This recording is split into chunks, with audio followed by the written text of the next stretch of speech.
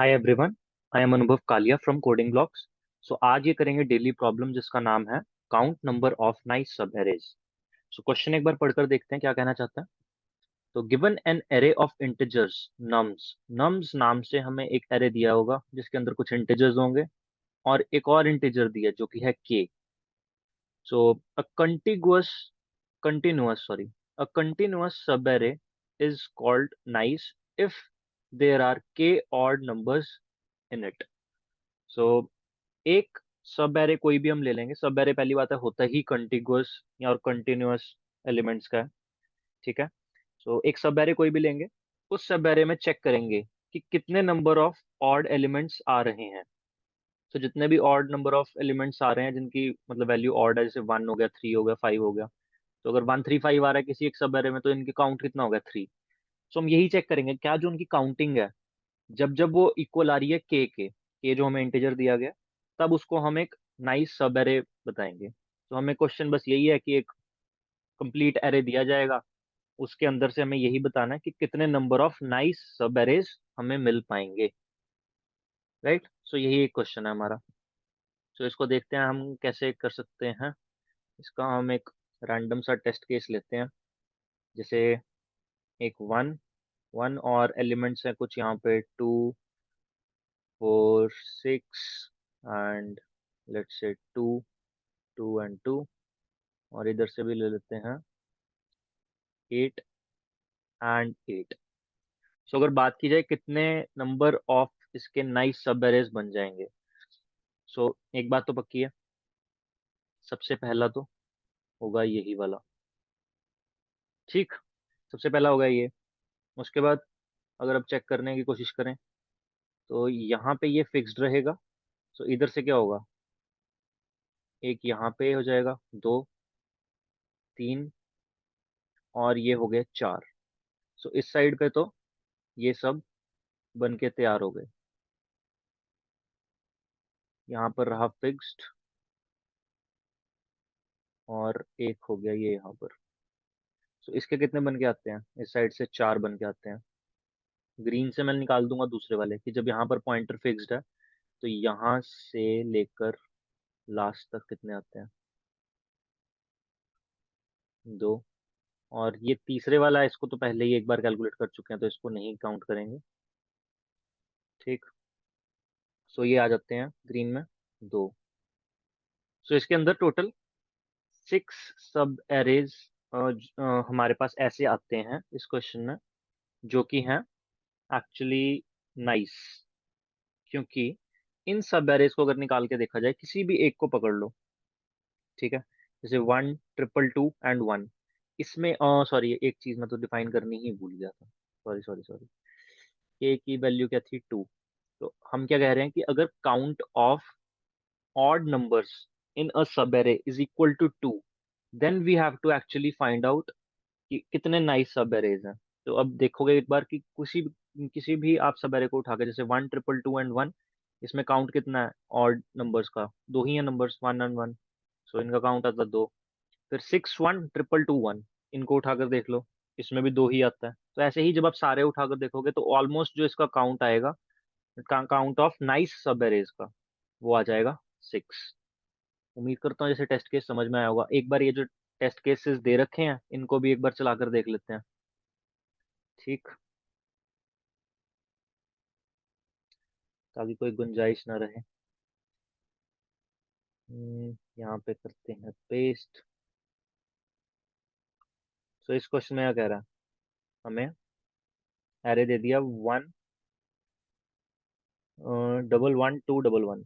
तो यहाँ पर कह रहा है कि जो काउंट ऑफ होना चाहिए हमारा ऑड नंबर्स, वो 3 के बराबर होना चाहिए। तो एक ये वाला बन जाएगा सब एरे, एंड नेक्स्ट कौन सा बनेगा, एक बन जाएगा ये वाला। तो इसका इस केस में कितना आंसर आ रहा है, 2 आ रहा है। चेक करते हैं आंसर 2 ही है क्या। बिल्कुल सही, आंसर 2 है। अब जैसे ये नेक्स्ट वाला टेस्ट केस है, इसमें क्या 2 4 6 दिया हुआ है और हम चाहते हैं कि हम नाइस सब एरे किसको बोले, जिसके अंदर की एटलीस्ट, एटलीस्ट नहीं मतलब इक्वल टू 1 ऑड नंबर तो हो। तो यहाँ पर तो एक भी ऑड नंबर ही नहीं है मतलब पूरे एरे में, तो इसीलिए इसका आंसर आ गया 0।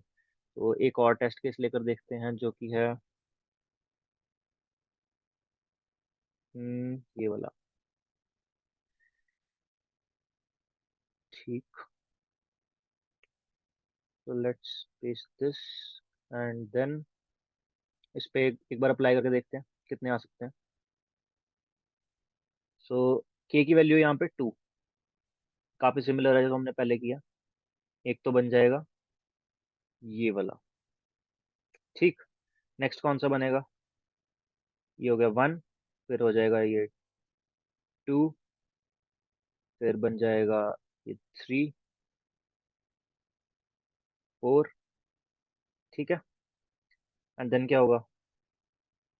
ये हो जाएगा 5, 6, 7। 7 तो यही बन गए। एक क्वेश्चन में ना हमने गलती करी, जो पिछले हमने 6 निकाला था ना आंसर, इसमें एक गलती करी है हमने। क्या गलती कर दी थी इसके अंदर? हमने ये वाला केस तो कंसिडर ही नहीं किया कि जिसके अंदर जैसे 6 भी आ रहा होगा, इधर से 8 भी आ रहा होगा। जैसे 4, 6, इनको तो हमने गिना ही नहीं था। तो राइट, इनको भी गिनना है, तो ये इसका जो काउंट होगा वो 6 नहीं होगा, 6 से बढ़ जाएगा। तो क्या होगा, एक बार जब 6 ले रहे हैं इधर से, तो 6 के साथ एक बार सिंगल 8 आएगा, फिर एक और बार 8 भी आ सकता है। तो लाइक जो हमने बनाए थे सब arrays, they were something like 1, 222 and 1, ये बनाया था।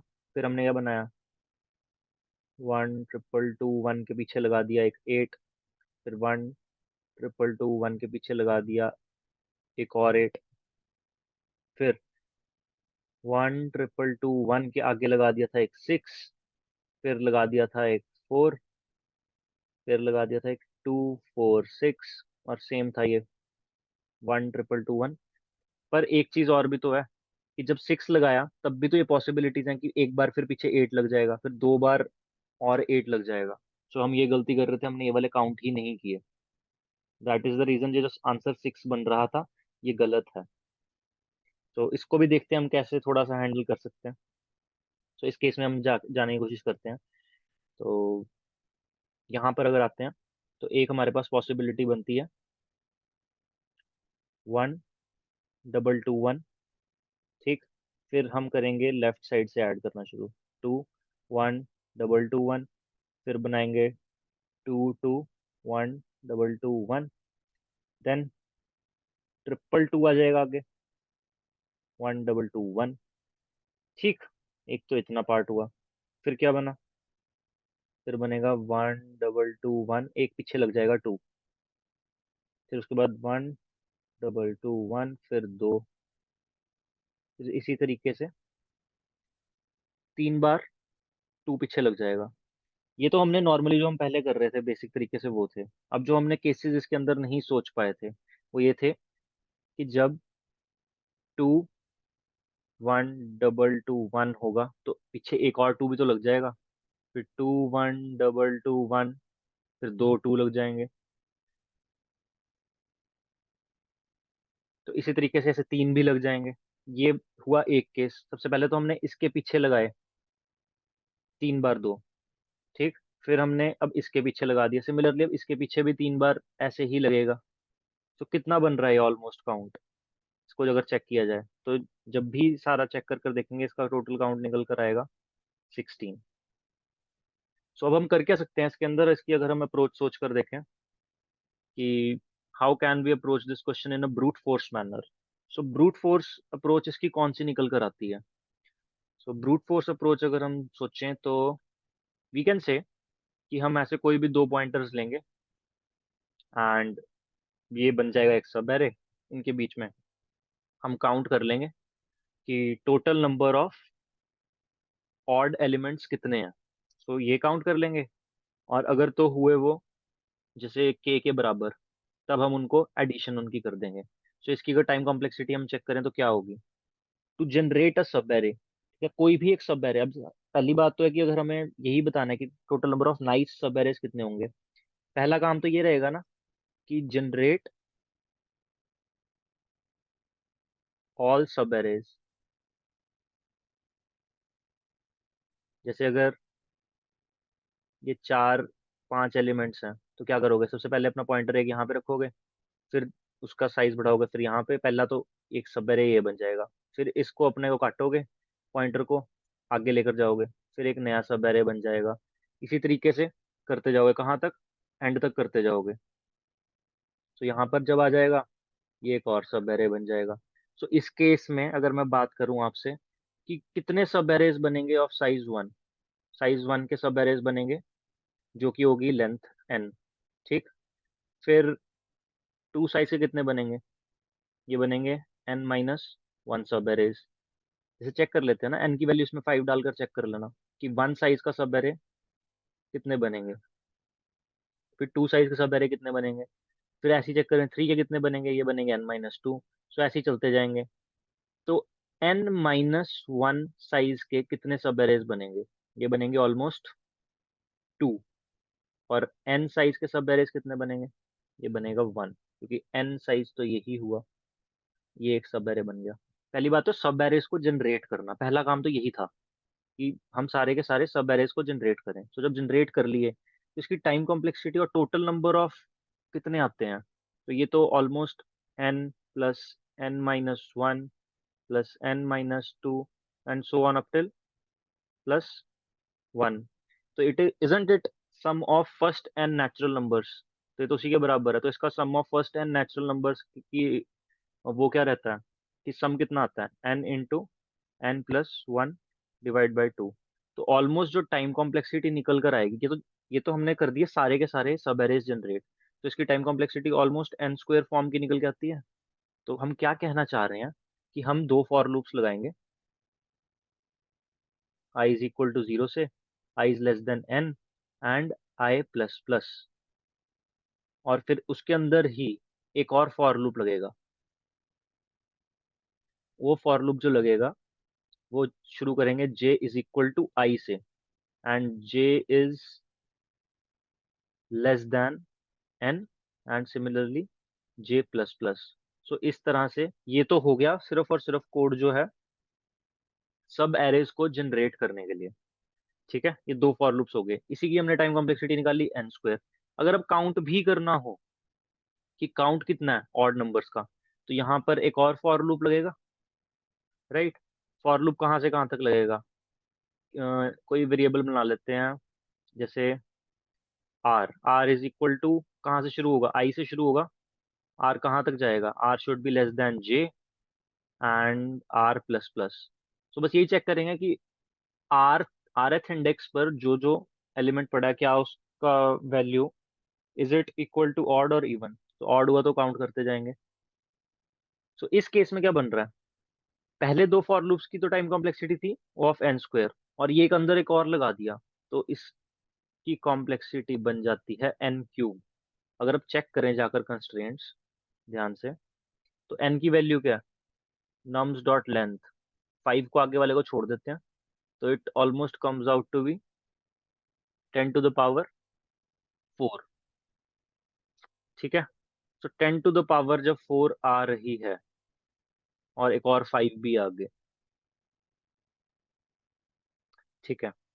सो जब हमारे पास एक 5 × 10⁴ है टोटल लेंथ, तो इसका अगर क्यूब लेना हो तो क्या आएगा, 125 × 10⁻12, and this almost comes out to be, ये 125 को 10⁻2 ऑलमोस्ट लिख देता हूँ, मल्टीप्लाई बाय 10⁻12, सो ये बनता है ऑलमोस्ट 10⁻14।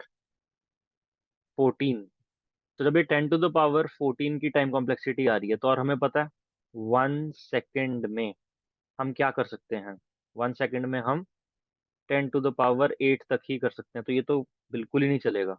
क्या कर सकते हैं इसके अंदर, अगर हम कुछ ऑप्टिमाइज अगर करने का सोचें, so what we can optimize is, जो ये वाला काउंट है हम हर बार कैलकुलेट कर रहे हैं, अगर हम अगर हम इसको रिप्लेस कर दें किससे, प्रीफिक्स सम। जिसने नहीं पढ़ा वो एक बार जाकर थोड़ा सा गूगल करे प्रीफिक्स सम क्या होता है, उससे हम काउंटिंग कर सकते हैं। ठीक है, तो यहाँ पे अगर प्रीफिक्स सम लगा दें, ठीक है, 1D प्रीफिक्स सम, तो उससे क्या हो सकता है, हमारे पास काउंट आ सकता है दो रेंजेस के बीच में, जहां पर रेंज होगी L और आर, बेसिकली आई और जे की बात कर रहा हूँ। जैसे हमने आई और जे ले रखे हैं दो पॉइंटर्स, तो आई और जे के बीच में रेंज होगी, उसके बीच का जितने भी एलिमेंट्स होंगे उनका हम काउंट ढूंढ सकते हैं, ऑड एलिमेंट्स होंगे। सो वहां से हमें ये चीज पता लग सकती है। लेकिन अभी भी अगर देखा जाए तो अगर, और यहाँ पे इसको बिल्ड करने की टाइम कॉम्प्लेक्सिटी क्या रहेगी, ओ ऑफ एन, इसको एक बार ही बिल्ड करना पड़ेगा। और क्वेरी करने का, कि जैसे हम यहाँ पे काउंट निकाल रहे थे तो इसकी टाइम कॉम्प्लेक्सिटी स्पेशली क्या थी, इसकी टाइम कॉम्प्लेक्सिटी थी जब हम यहाँ पे फॉर लूप लगा रहे थे, it was almost O of n. तो तभी तो ओ ऑफ एन स्क्वायर और ये ओ ऑफ एन मिलकर एन क्यूब बना रहा था। लेकिन यहाँ पे क्वेरी करने की टाइम कॉम्प्लेक्सिटी कितनी है, time complexity for query almost O, almost क्या होता है, ओ ऑफ वन ही है। ठीक है। तो यहाँ पर अब रिड्यूस हमारी टाइम कॉम्प्लेक्सिटी कहाँ पे हो जाती है, एन स्क्वायर में हो जाती है। ये क्यों बता रहा हूँ, बताने का तो सीधा आंसर भी बता दूं, मतलब इंटरव्यू में हमेशा इसी तरीके से ही लेकर जाना है, कि बिल्कुल छोटे लेवल से स्टार्ट कर कर फिर एडवांस लेवल तक पूरा एल्गोरिदम उसको समझाना है कि हम ये चीज क्यों कर रहे हैं, तो इसके ऑल्टरनेटिव्स क्या हैं। क्योंकि हमें हर बार पता होना चाहिए, क्योंकि जब भी इंटरव्यूअर कुछ क्वेश्चन पूछेगा तो स्पेस एंड टाइम कॉम्प्लेक्सिटी होती है ना, हमेशा ट्रेड ऑफ होती है। कि अगर स्पेस कॉम्प्लेक्सिटी बढ़ रही है तो तब टाइम कम कर सकते हैं हम, और अगर टाइम कॉम्प्लेक्सिटी बढ़ रही है तब वो बहुत ही कम स्पेस में होगा। तो हमें अपने सिस्टम के हिसाब से डिफाइन करना पड़ेगा कि हमें कहाँ पर स्पेस कॉम्प्लेक्सिटी के साथ हम ट्रेड ऑफ कर सकते हैं या फिर टाइम के साथ ट्रेड ऑफ कर सकते हैं। सो ये सारी अप्रोचेस पता होनी बहुत जरूरी है। ठीक है। सो यहाँ पर हम अब अगर हमने यहाँ पे प्रीफिक्स सम से क्वेरी कर दिया, सो यहाँ पर जो टाइम कॉम्प्लेक्सिटी बनकर आती है वो आती है O of n square. O of n square क्या अभी भी सफिशिएंट है या नहीं है, तो इसको देख लेते हैं। 5 × 10⁻⁴ ये ऑलमोस्ट बन, इसको अगर हम स्क्वायर करें तो ये बन जाता है 25 × 10⁻⁸। और 25 को हम कैसे लिख सकते हैं, ऑलमोस्ट 10⁻1, 2 × 10⁻1 इंटू 10⁻8। सो ये काम हुआ। तो 2 × 10⁻9।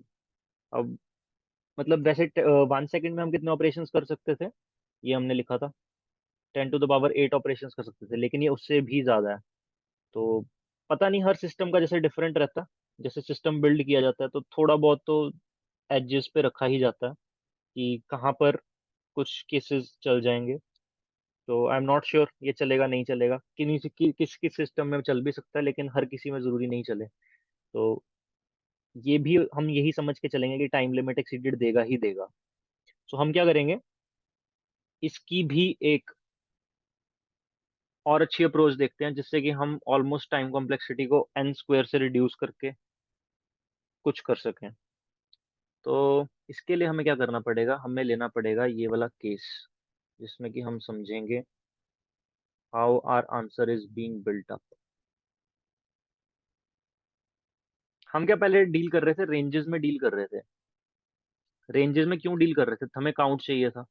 तो अगर मैं बात करूं कि अगर मुझे सिर्फ और सिर्फ अब इस एल्गोरिदम स्टार्ट हो रहा है जहां से कि हमने बेसिकली अब सोचना जिस डायरेक्शन में शुरू करना है, तो मैं क्या करूंगा, सबसे पहले मैं एक पॉइंटर यहाँ पे लगा दूंगा, नेक्स्ट पॉइंटर लगा दूंगा यहाँ पे, इसका ट्रैक रख लूंगा। ठीक है। जितने भी ऑड एलिमेंट्स होंगे ना, मैं उनका ट्रैक रखूंगा। सोचो अगर एक और भी होता यहाँ पे, 3 होता, तो एक यहाँ पे भी लगा देता। यहाँ पर अगर होता कुछ लाइक 5, एक यहाँ पर। मतलब मैं कर क्या रहा हूँ, मैं एक नया एरे क्रिएट करूंगा, एरे लिस्ट कह लो। ठीक है, क्योंकि डायनामिक चाहिए मेरे को। और उस एरे लिस्ट में क्या करूंगा, मैं सारे के सारे इंडिसेस स्टोर करता जाऊंगा। सब इंडिसेस को मैं स्टोर करता जाऊंगा। किन इंडिसेस को, जिन जिन का वैल्यू बेसिकली ऑड है। तो यहाँ पर एक मैं इनिशियली इंडेक्स ले लूंगा, ये वाला 1। तो इसका इंडेक्स क्या बन के आता है, 0 1 2 3 4 5 6 7 8 एंड 9। सो एक तो मैं डाल दूंगा इधर इंडेक्स 3। फिर नेक्स्ट टाइम मेरे को कब ऑड नंबर मिलेगा, वो मिलेगा 6 पे। इधर 6 डाल दिया। अब कहाँ पे मिलेगा? कहीं पे भी नहीं मिलेगा। तो इसके लास्ट में मैं क्या डाल दूंगा? जो लेंथ होगी टोटल, लेंथ कितनी है? 10। ये हम समझेंगे, हम इसका हम करेंगे क्या। ठीक है, इसको नाम दे देते हैं ऑक्सिलरी लिस्ट के नाम से। ठीक, इतनी चीज हुई। इसको हम कॉपी करके थोड़ा सा साइड पे ले जाते हैं।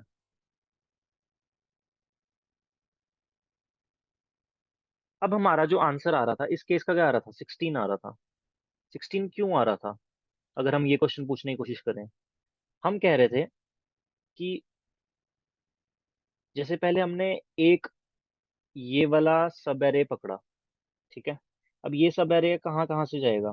पहले अगर हम इसको भी इंक्लूड करना चाहें, इस टू को, तो इसको अगर हम इंक्लूड करें तो यहाँ तक कर सकते हैं। लेकिन फिर हमें इससे आगे तक भी तो इंक्लूड कर ही सकते हैं। ऐसे ही आगे आगे तक जाते रहेंगे।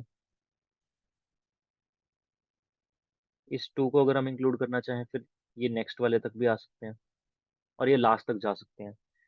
तो हमने चेक किया कि जब लेफ्ट साइड पर 1 था तो 1 कैसे, 1 की मूवमेंट कैसी हो रही थी? 1 से 1 तक हो रही थी, फिर 1 से नेक्स्ट 2 तक हो रही थी, फिर 1 से नेक्स्ट 2 तक, फिर लास्ट वाले में, फिर 1 से लास्ट वाले 2 तक। इसी तरीके से जा रहा था ना। तो इसकी कंट्रीब्यूशन कितनी बनती है? ये टोटल कितने केसेस बनते हैं? ये बन जाते हैं 4। ठीक है, अब नेक्स्ट बार क्या करेंगे? अगर हम इस 2 को भी इंक्लूड करना चाहें तो 2 को यहाँ 1 तक लेकर जा सकते हैं, फिर 2 को ये यहाँ 2 तक। ऐसे ही इन सब जगह पे कंट्रीब्यूट कर सकता है ना ये 2। तो इस केस में क्या बन रहा है? इसमें केस में भी आंसर 4 बन रहा है। नेक्स्ट केस में चेक करते हैं कि अगर अब हम इसके बाद भी जब एक और 2 बच जाता है, इसको इंक्लूड करना चाहें, तो सिमिलरली ये भी 4 ही कंट्रीब्यूशन देगा ना। ये भी 4 की कंट्रीब्यूशन देगा। ऐसी जो लास्ट वाला बच गया वो भी 4 की देगा। तो ऑल इन ऑल ये सारे के सारे इनको हम ऐड कर देंगे। ये ऐड करके कितना बनता है? 16। तो हमें एक बात समझ में आ रही है कि जो लेफ्ट साइड पर इवन नंबर्स हैं जो कि कंट्रीब्यूट नहीं कर रहे, और जो राइट साइड पर इवन नंबर्स हैं कंट्रीब्यूट नहीं कर रहे, एक्चुअल में अगर हम इनको आपस में मल्टीप्लाई कर दें, सो ये एक आंसर बन सकता है ना। जैसे कि 4 × 4, तो यहाँ पे काउंटिंग कितनी थी? ये 4 थे ना टोटल। तो यहाँ से 4 और ये यहाँ से 4, इनको अगर हम आपस में मल्टीप्लाई कर दें तो ये आंसर बना देंगे 16। बट लेट्स से आगे वाले केसेस में क्या होगा? जैसे जो क्रॉस वाला रहेगा, क्रॉस रिप्रेजेंट्स इवन, एंड जो भी नंबर लिखूंगा 1 या फिर 3, कुछ भी, ये होगा ऑड। ओके, सो अगर ऐसा केस है कुछ कि लेट्स से एक्स एक्स 1, फिर एक्स आ गया, फिर आ जाएगा 3 x x x, फिर बन जाएगा 4, नहीं बनेगा सॉरी, फिर कह लो कि फिर से 1 आ गया, फिर एक एक्स आ गया। अब उसके बाद let's say again 5 x x x 4 बार, और फिर उसके बाद लेट्स से फिर से 1 आ गया और 2 बार एक्स। तो अब अगर इसका ध्यान से देखा जाए आंसर क्या बनना चाहिए? इस केस में क्या होगा, जैसे हमने यहाँ पे शॉर्ट में समझा था कि अगर हम लेफ्ट साइड और राइट साइड वालों को मल्टीप्लाई कर दें तो हमारे पास आंसर बिल्डअप होता जाएगा। तो इस केस में क्या होगा? यहाँ पे जैसे के की वैल्यू क्या हम चाह रहे हैं? k = 1 कह लो। ठीक, अगर तो के की वैल्यू है 1, तब हम क्या करेंगे? सिर्फ हम सिंगल सिंगल इंटीजर को पकड़ेंगे। सिंगल इंटीजर को जब हम पकड़ रहे हैं तो उसका लेफ्ट कितना आ रहा है? ये 2, और ये आ जाएगा 1। तो इनको मल्टीप्लाई करेंगे आपस में, कितना आ जाएगा? ये हमारे पास ऑलमोस्ट बन के आएगा 2। फिर हम पकड़ेंगे 3 को। 3 का लेफ्ट में क्या है? सिर्फ और सिर्फ एक इवन नंबर, और उसके राइट में 3 इवन नंबर। तो इसका काउंट कितना बनेगा? ये बनेगा ऑलमोस्ट 3। ठीक, एक सब बारे हम मिस कर रहे हैं कि ये वाला हमने नहीं लिया। ये एक्चुअल में 3 और 2 ये बनना था इसमें, ये हमने गलती कर दी। एक्स एक्स वन बनना था, एक बनेगा 1x। ये दो कंट्रीब्यूट करेंगे ना, तो 3 × 2 ये हो जाएगा 6। सिमिलरली फॉर इस केस के लिए क्या बनेगा, ये 2 हो जाएंगे, ये हो जाएंगे 4, ये बनेगा 8। तो सिम ऐसे ही चलते जाएंगे। अब जैसे 5 वाला केस अगर देख लें, तो 5 के लिए क्या होगा, 2 यहाँ पर है और ये आपस में 5 है, तो 2 5 10, ऐसे ही सबको ना हम लिखते जाएंगे एंड ऐड करते जाएंगे। सो इससे हमारा आंसर बिल्डअप होता जाएगा। लेकिन अगर मैं बोलूँ यहाँ पे तो के की वैल्यू थी 1, लेकिन अगर के की वैल्यू होती 2, तब हम क्या कर सकते थे, उसको भी देख लेते हैं। ये हर एक टेस्ट केस को इसीलिए एक्सप्लेन करके दिखा रहा हूँ, सो दैट कोई कंफ्यूजन ना रहे कि what approach we will be using. अगर यहाँ पर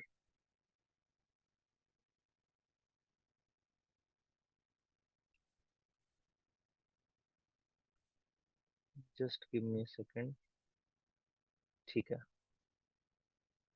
यहाँ पर करते हैं इसको। अगर के की वैल्यू दी होती 2, तब क्या कर सकते थे, तब हम करते, यहाँ पे एक 1 भी तो था, ठीक है। अब हमें दो ऑड नंबर्स चाहिए, तो मतलब एक बनेगा यहां से, ठीक, एक बनेगा ये यहां से सर्कल। और कंसिडरेशंस किन किन की होंगी, कंसिडरेशंस होंगी यहां से यहां तक, और ये यहां से ये यहां तक। तो ऑलमोस्ट इनका क्या बन के आता है, इनका अगर चेक किया जाए तो हमारे पास आएगा 3 × इनका काउंट है 4, तो ये आ जाएगा 12। नेक्स्ट केस में क्या होगा, नेक्स्ट टाइम जब हम फिर से किसी को कंसिडर करेंगे, तो ये 3 था। अब इस बार 3 और 1 को हमें कंसिडर करना है, ठीक है। तो इनके लेफ्ट्स और राइट्स क्या बनेंगे, इनके लेफ्ट्स बनेंगे ये, और राइट इसका बनेगा ये। तो 2 और 2 4। अब अगर बात की जाए कि नेक्स्ट किसको कंसिडर करेंगे, नेक्स्ट हम कंसिडर करेंगे 1 और 5, ठीक। 1 और 5 को जब हम कंसिडर करेंगे, यहाँ पे अब देखो के की वैल्यू कितनी आ रही है, 2 आ रही है ना इस सब एरे में। इनका लेफ्ट क्या बनेगा, इसका लेफ्ट बनेगा XXX and 1, एंड 5 का इसके बाद राइट क्या बनेगा, 5 and 4 टाइम्स x, ठीक है। तो ये टोटल काउंट कितना बनता है, लेफ्ट साइड पे 4 और राइट साइड पे 5, 4 × 5 20, ठीक। सो इसी तरीके से मतलब हमारा आंसर बिल्डअप होता जाएगा, ये सब सबके लिए हम लिखते जाएंगे और ऐड करते जाएंगे। तो जो भी ऐड करके आंसर आएगा, that will be our required answer. एक और चीज, इसको अब हम अचीव कैसे कर सकते हैं, अगर हमें इसको अचीव करना हो इसी चीज को, तो हमने जैसे यहाँ पे ये एरे बनाया था ना, 3 6 and 10, तो ये क्या बता रहा है, यहाँ से अगर कोरिलेट करके देखा जाए, just give me a second. So अगर यहाँ से कोरिलेट करके देखा जाए कि ये क्या बताना चाह रहा है, हमने यहाँ पर किस किस का काउंट रखा था, उनका उनका इंडेक्स रखा था जहां जहां पर हमारे पास, हमें ये पता था कि ऑड एलिमेंट पड़ा है। तो इसको यहाँ से अगर देखना हो कि how can we get the answer, so एक स्टार्ट वेरिएबल ले लेंगे जिसको हम 0 से इनिशियलाइज कर देंगे।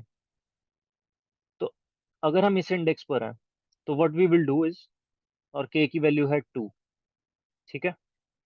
सो 3 - 0, लेफ्ट साइड अगर हमने इसकी निकालनी हो कि अगर इंडेक्स ये है बेसिकली विच इज 3, तो इसके अगर हमने लेफ्ट पे काउंट निकालना हो कितना बनता है, तो it will come out to be 3 - 0 + 1, ठीक। और व्हाट वी कैन से कि जिस भी इंडेक्स पर खड़े हैं, a of i - 0, basically 0 is start, a of i - 0 + 1, ये तो हो गया लेफ्ट। और इसकी राइट साइड भी अगर बनानी हो, अब जैसे राइट में क्या बन रहा था, 1 से 222 बन रहा था ना, तो राइट क्या बनेगा इसका। अब के की वैल्यू थी 2, तो मतलब एक तो ये कंसिडर होगा ही, एक और ये वाला भी कंसिडर होगा, ठीक है ना। तो जब ये वाला भी कंसिडर हो रहा है, तो हमें यह करना होगा, this 10 minus this 6, which comes out to be 10 - 6। अगर हम करेंगे तो ये हमारे पास निकल कर आता है 4। और इसकी वैल्यू चेक करते हैं, ये लेफ्ट की वैल्यू क्या आती है। लेफ्ट की हमारे पास वैल्यू आ रही है कि 3 - 0 + 1, which also comes out to 4। इनको आपस में कर देंगे मल्टीप्लाई, ये आ जाएगा 16। सो हम कर क्या रहे हैं कि जिस भी इंडेक्स पर खड़े हैं उसका लेफ्ट कैलकुलेट कर रहे हैं, और वहां से जो पॉसिबल राइट बन सकता है। पॉसिबल राइट कैसे बनेगा, जैसे के की वैल्यू थी 2, तो इन दो को तो इकट्ठे लेना ही पड़ेगा ना, तभी तो हम एक एटलीस्ट सब एरे तैयार कर पाएंगे जैसे यहाँ पर कर पा रहे थे, क्योंकि दो तो हमें ऑड नंबर चाहिए ही चाहिए। अगर 3 होता तो हम चेक करते हैं कि अच्छा, अगर तीसरा कोई एलिमेंट है नहीं है प्रेजेंट, राइट। सो यही तरीका हम अपनाएंगे। अब इसको एक बार हम कोड करके देखते हैं। कोड करने से पहले एक और चीज देख लेते हैं कि इसकी टाइम कॉम्प्लेक्सिटी आएगी कितनी। सो इसको बिल्ड करने की टाइम कॉम्प्लेक्सिटी ऑलमोस्ट रहेगी O ऑफ n, क्योंकि हम एक बार ही इसके अंदर एलिमेंट्स डालेंगे, ठीक है। एंड आफ्टर दैट जब इसके अंदर हमने एलिमेंट्स डाल दिए, हम इसी एरे पर तो आइटरेट कर रहे हैं, और वो भी एक बार आइटरेट कर रहे हैं, तो इसकी भी ऑलमोस्ट रहेगी O ऑफ n। और n की वैल्यू हमें ऑलमोस्ट दी थी 10⁴ के राउंड। सो ये ऑलमोस्ट O ऑफ n में चल जाएगा, और एक्स्ट्रा स्पेस कितनी यूज होगी, it will again be O of n। So अब इसका हम एक बार कोड करके देखते हैं। मैं इसको नम्स को चेंज कर देता हूँ ए में, ठीक है। n वेरिएबल बना लिया a डॉट लेंथ के नाम से। अब एक बना लेता हूँ एरे लिस्ट। एरे लिस्ट किस लिए, जिसके अंदर की मैं अपने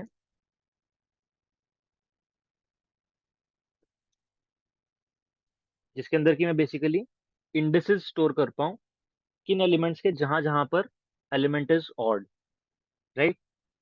सो ये चीज हुई। अब एक बना लेते हैं आंसर वेरिएबल, जिसके अंदर की हम अपना सारा आंसर स्टोर कर रहे होंगे ऐड कर करके बार बार, कि टोटल आंसर कितना बन रहा है, राइट। ठीक है। फॉर लूप लगाते हैं, int i = 0, i less than n and i plus plus. इस पर हम चेक करेंगे if a of i %2 = 1। Basically अगर ये ऑड है तब इसका इंडेक्स अपेंड कर दो लिस्ट डॉट एड आई, ठीक है। लिस्ट में इसका इंडेक्स अपेंड कर दो, ठीक है। इतना हो गया। अब नेक्स्ट क्या हमें करना है, लिस्ट डॉट एड, ये फॉर लूप जब खत्म हो जाएगा, क्योंकि हमें राइट चाहिए था ना, राइट के लिए क्या चाहिए था, एक यहाँ पर चीज देखना, हमने 10 क्यों ऐड किया था, 10 हमने किया था इसका लास्ट में size add, size of the given array. क्यों किया था, क्योंकि हमें ये माइनस जब कर रहे थे बेसिकली, यहाँ पे क्या फॉर्मूला लग रहा था कि ए ऑफ आई प्लस के माइनस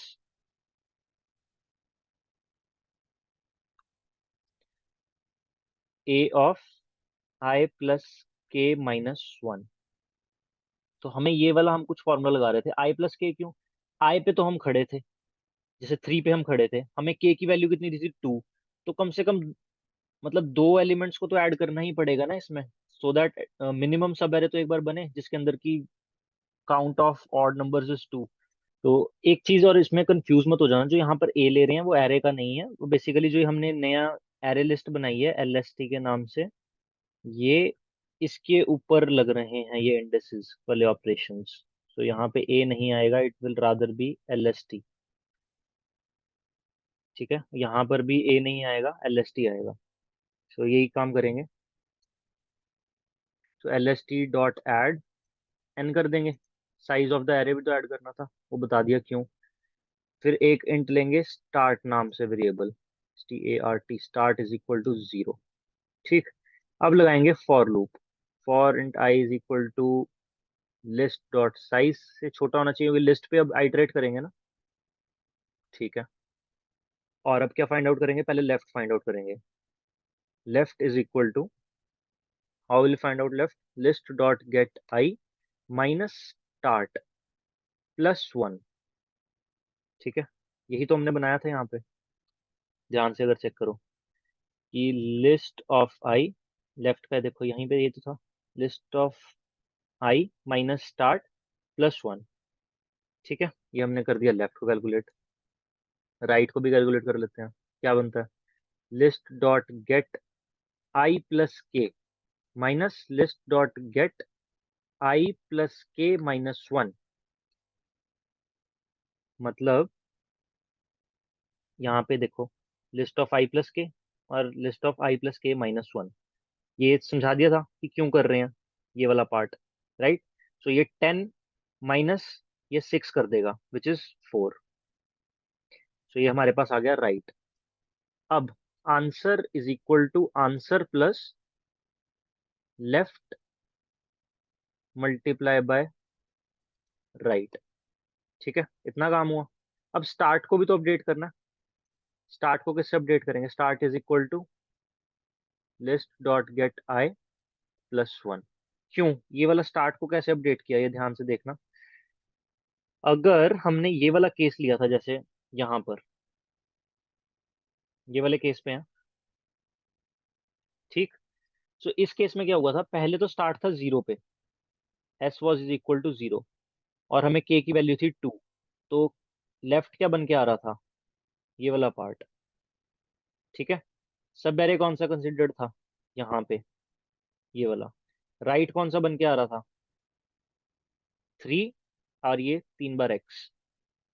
ठीक है, राइट इतना बन के आ रहा था। अब ये वाला हो गया केस खत्म। तो जब ये वाला केस खत्म हो गया, अब हमें नेक्स्ट केस जो कंसिडर करना होगा वो देखते हैं कौन सा था। नेक्स्ट केस जो हमें कंसिडर करना था वो था, अब ये वाला सबेरे आ जाए, इसका लेफ्ट क्या बनेगा,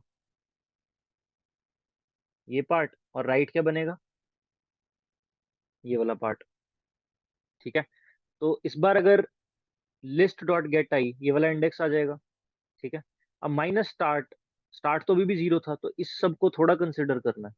हमें तो सिर्फ और सिर्फ इतने ही पार्ट को जो सर्कल किया हुआ कंसिडर करना ना। तो स्टार्ट की वैल्यू क्या अपडेट हो जाएगी, list dot get i plus one. सो अपने आप यहाँ पर आ जाएगा ना इस एक्स वाले पे, तो समझे। सो क्यों कर रहे हैं ये स्टार्ट को अपडेट। तो ठीक है, इतना स्टेप हुआ।